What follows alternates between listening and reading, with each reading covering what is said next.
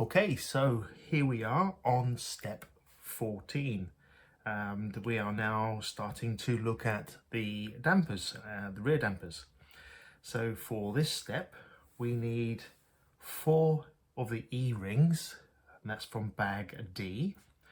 We need 2 of this MS1, which is pistons. They're like this.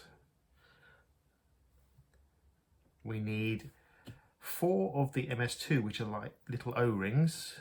So they're these little orange O-rings.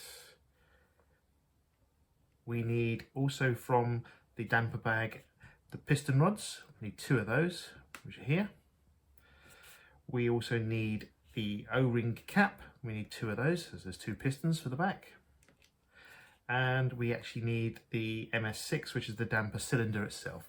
And I think you would agree, these look absolutely beautiful, very well machined, and yeah, very nice indeed. We also need from parts tree V, we need these little black holders and things that go inside. They like the piston rod at the end. So there we are. So we need V10. So we now have all the parts we need to do step 14. So right, we need to, first of all, to build the shock, we need one of our shafts, and we also need one of our little E-clips. They're very tiny, so don't lose them, take your time. We need to pop one of these E-clips. You'll see here there's a little recess in this actual piston bar here, and how I get the first one on is I literally put the E-clip in place ready, and then push on here until it clicks, and there you are, and that's now clicked, and I just give it a little spin just to make sure it's in the actual recess. Then we need the piston itself, the piston head, and this has to go on next. There we are. And then we need another of the E-clips, and we line that up with the second groove. This time we're going to need a little pair of pliers to just squeeze that over. So again, making sure that it's lined up, and there we go. And pop it into place. And again, I just make sure that it's definitely in place by making sure it spins in the recess, which it does. That's all good. So that's the piston in place. Now we turn our attention to the body of the cylinder, and what I like to do is, it doesn't say in the manual, but what I like to do is, on little O-rings, I just like to put a little bit of the silicone oils on here already, because it just helps with the sealing of the actual damper itself. So just give that a little bit there, so it's lubricated, and then you pop those into the hole here, and you make sure that they're nice and flat. So there's 2 of those. Okay, once you've done that, a little wipe on my fingers, we're going to need the V10. The V10 is going to seal that. Oh, my fingers have still got a little bit of the silicone oil. There we are, that's better. And we need to make sure the orientation is that's correct, because on the drawing there's like a little lip, and that little lip is going to go onto the cap, MS5 cap that goes onto there. That's the bottom of the cap. So you pop that on, and again you just screw that onto there. There we are. So now the next thing we're going to need to do, again, a little bit of silicone oil on here just to lubricate that a little bit, so it sort of goes through those rubber O-rings that we've put in. And I like to just make sure that's nicely, a little bit of lubrication on there with my fingers. And now we're going to pop that through the cylinder from the inside, and there'll be a little bit of resistance because you've got the little O-rings. That's good. And then we're going to pop that through and pull that through there. Now we've got the piston in place, we need to pop on the V5 end, which we're going to need a pair of pliers for. And I don't have serrated edge pliers. I have some. These are my old electronic from my electronic days. They're not serrated. I still use a pair of pliers and a piece of tissue paper, in my case, folded over a few times just to make sure I don't damage here, because we need to grip this while we screw this on. So let's do that next. So just pop on some tissue paper or something just to protect. If you had serrated pliers, I'd use something a little bit more substantial to protect the piston, because you don't want to damage the piston. So I put that up here because it's predominantly friction force that I'm using here, and it's pretty good there. So there we are. So holding now that tightly, and then we screw our V5 all the way until it stops, and you just gently screw through, and you just keep nice pressure on your left hand so that the piston doesn't spin, and then once that's there, you can pop that up all the way to the end, and then that's it, that's done. So that's done, and see, as you can see, I've not marked the piston, so it will move nice and freely. So there you have, the pistons are in their barrels for the dampers, and that is effectively step 14 all complete.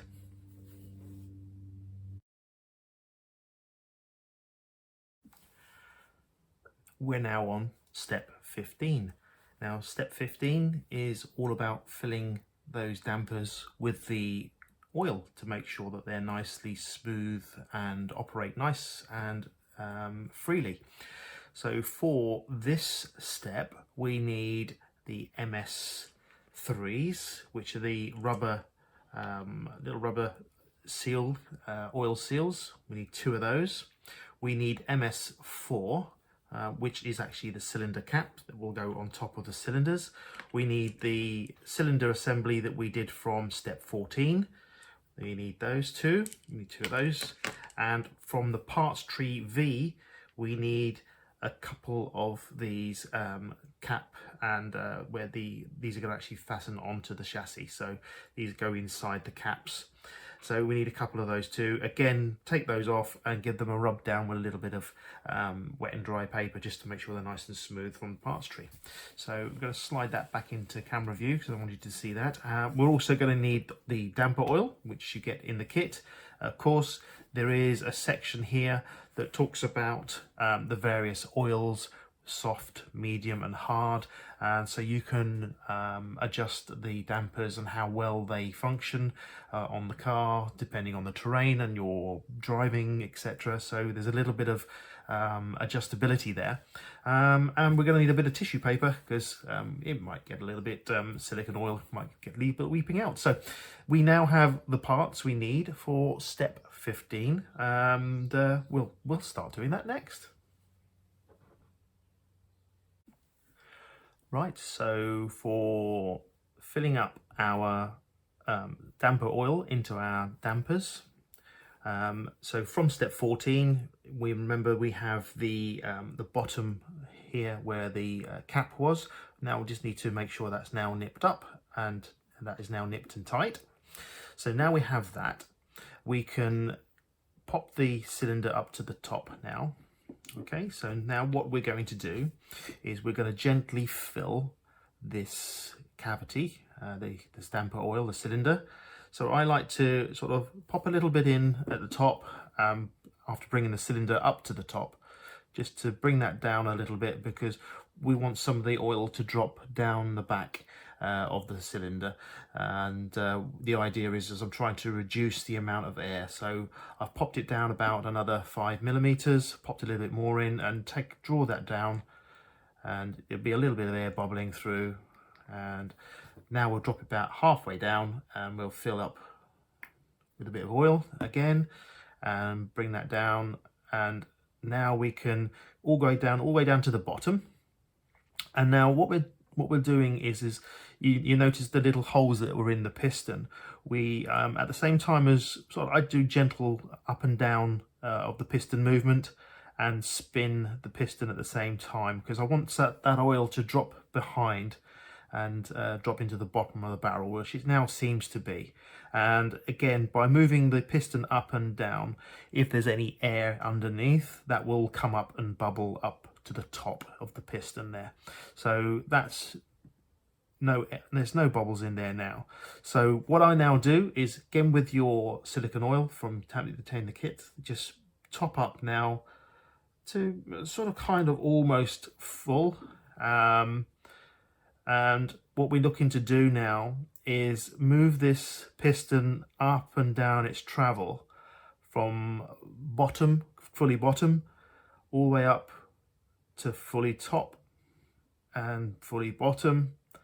And the idea is we want to move this up and down a few times just to make sure that A, it's nice and smooth, the action of the piston is nice and smooth, and we want to make sure that the oil is able to travel through those little holes and at the bottom of the piston when the piston is at the top, and again when it's at the bottom we want all the oil to come up. And as you can see, I don't know if the camera is picking that out, there's no air bubbles in there now. So I mean, that's a good 12 times or so, and I'm still, you know, just moving it the full distance of the travel. So there you go.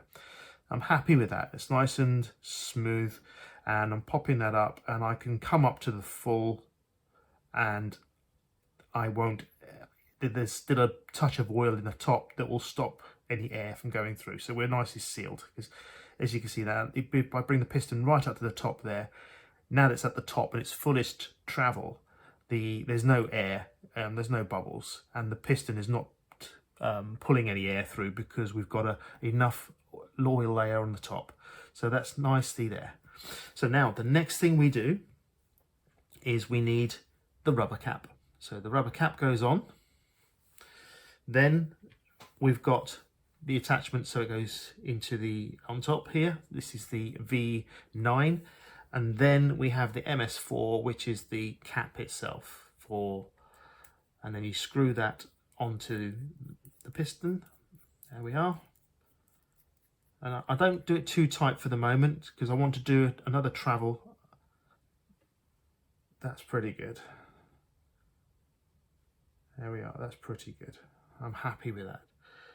So I'm going to now screw that fully tight. There we go. And I kind of just want to test. So I've got my piston fully extended, fully compressed. There's a touch of rebound on there. I think I might just loosen that up and see if I can. A bit too much rebound for my liking. There we go.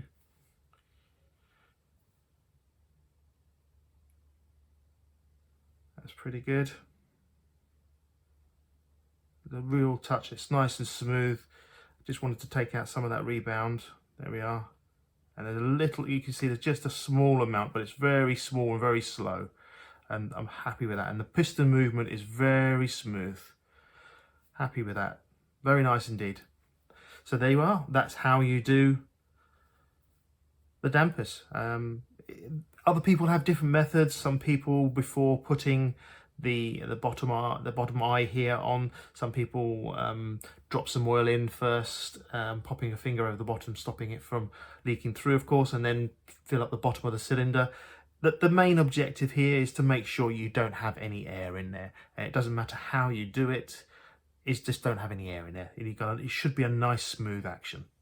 So there we are. That is step 15 completed. You have your 2.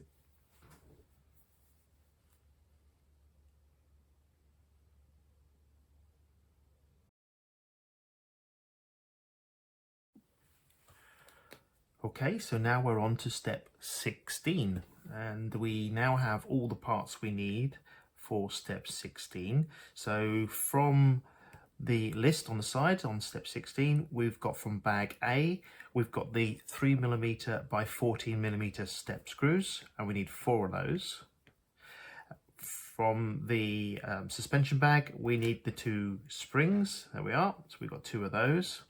And from the parts tree, we need C18. So parts tree C, we need 2 of the C18s. And this is a fairly straightforward step where we take our assembled dampers and we pop the spring over the assembled damper, and we attached C18 by pulling that spring, holding that with one hand, and you can see there's like a recess here, and the idea is this recess goes on here, and the spring needs to sit, there we are, needs to sit in the recess, and that's it, and that's. So I'll do the same again with the other damper. So again, our spring, pull the spring with one hand, bring our C18, slot that over the over here and over the eye, and then let the spring go, and there you have your damper. There we are. So now we've got our 2 dampers, we need to attach them to the chassis of the car.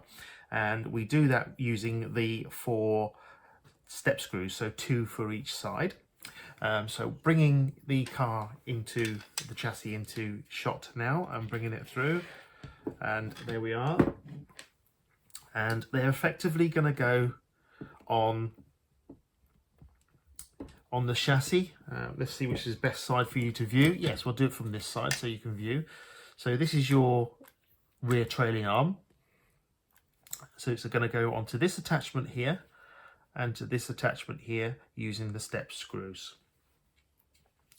So going to do that now. So I'll do one side, and the body of the shock absorber goes on to the main part of the chassis with the step screw. So just going to pop that step screw there,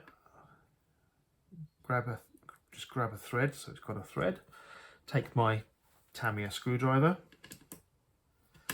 and screw that all the way through so that it is all the way through.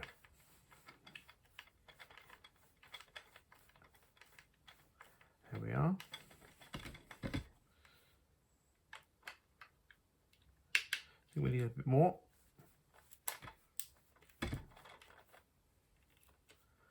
Might put the handle on because I need a little bit more torque. We are self-tapping into the plastic of the chassis just to give me that little bit more torque. That's a bit better. Don't want to go too mad. So it's tight and a nip. That's all we need.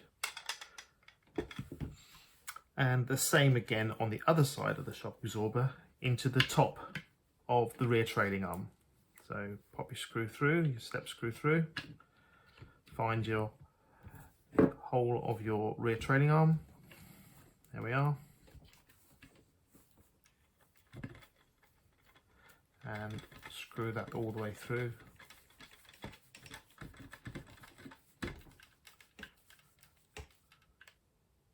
And nip. Don't need to go too mad, just screwing into the plastic.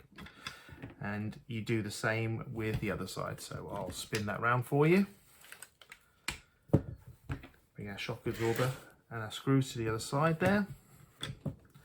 Again, making sure the body of the shock absorber is on the actual main part of the chassis. Take my screwdriver, pop the step screw through the hole, just get it to the point where it can take some threads. There we are. And I tend to put my thumb or whatever just to try and steady it, and just take your time when screwing these through. There's no need to go mad, it's a plastic here. And yeah, torque that through. And then I think we're nearly there. And then nip up, there we go. And the same again on the top of the rear trailing arm.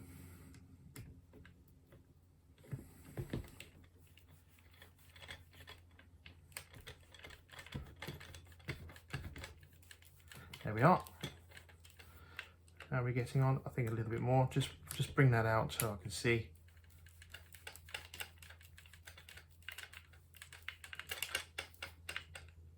And we're somewhere near. That's good. And a nip. There we go. There we are. So now we have done. Oh, bring that round so it's in there. We've now put our shock absorbers onto the rear trailing arms, and there you have your rear trailing arm. Let's see if I can do that with the other hand. There we go. There we are. Lovely. That is now step 16 completed.